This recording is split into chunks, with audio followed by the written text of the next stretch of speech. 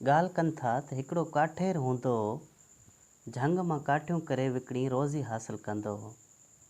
हिकिड़े ॾींहुं जीअं झंग में काठियूं करे रहियो हो त उते हिकु डर में पियल कमज़ोर ऐं अपाहज लूमड़ीअ ते नज़र पियसि, जेका ॼंगनि खां माज़ूर हुई।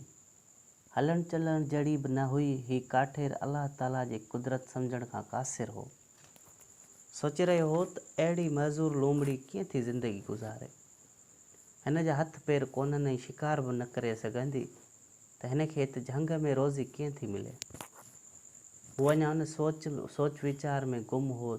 छा ॾिसे त हिकिड़ो शींहं कंहिं गिदड़ खे शिकार कयो गेलियो खयों थो अचे। बदनसीब गिदड़ खे माज़ूर लूमड़ीअ जे डर भरिसां आंदाई ऐं मज़े सां खाई कुझु बचाए शींहं वेंदो रहियो।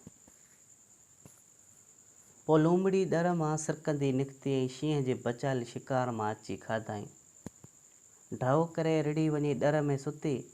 अलाह जी कुदरत जो ॿिए ॾींहुं बि ईअं ई थियो जो रोज़ी रसाईंदड़ रज़ाक हिन खे उन तरह ई रोज़ी रसाई। रब जी रज़ाकियत जे हिन अजीब नज़ारे काठेर जे ज़हन ते गहरो असरु छॾियो। दिलि में सोचाई त छो न आऊं बि हिन कमज़ोर लूमड़ीअ वांगुरु रज़ाक ते तवकुल रखी वञी कंहिं कुंड में विहां।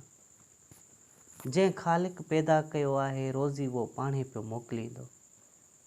जॾहिं हाथी बि पंहिंजे ताक़त ऐं ज़ोर सबबु रोज़ी कोन थो खाए, उनखे बि उहो रज़ाक ई रोज़ी रसाए थो, त मूंखे बि ईअं ई रोज़ाना रोज़ी पियो रसाईंदो। अजायो छो कमायां, वञी थो वांदो वेही अलाह अलाह करियां। पोइ त उन सोच ते अमल बि कयाई। तस्बीह हथ में करे अची मस्जिद जी कुंड में वेठो, ज़िक्र अज़कार में मसरूफ़ थी वियो। पर इतफ़ाक़ अहिड़ो थियो जो हिन वटि न कंहिं मानी टिकी आंदी ऐं न केरु पुछणी आयुसि। पोइ त बुखनि में पाउ थियण लॻो ऐं ॻरी कंडा थी वियो। बाक़ी वञी हॾनि ते खल बचियसि। जॾहिं सफ़ा हीणा हाल थी वियसि तॾहिं महराब मां गेबी आवाज़ ॿुधाई।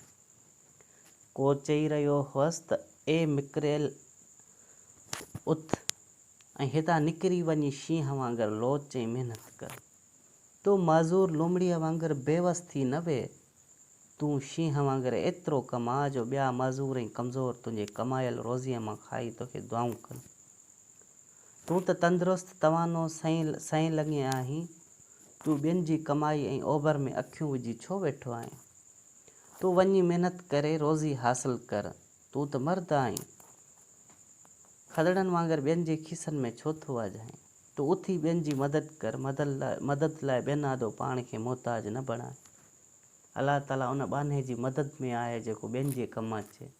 उन में ई अज़मत आहे, उन में ई इज़त आहे।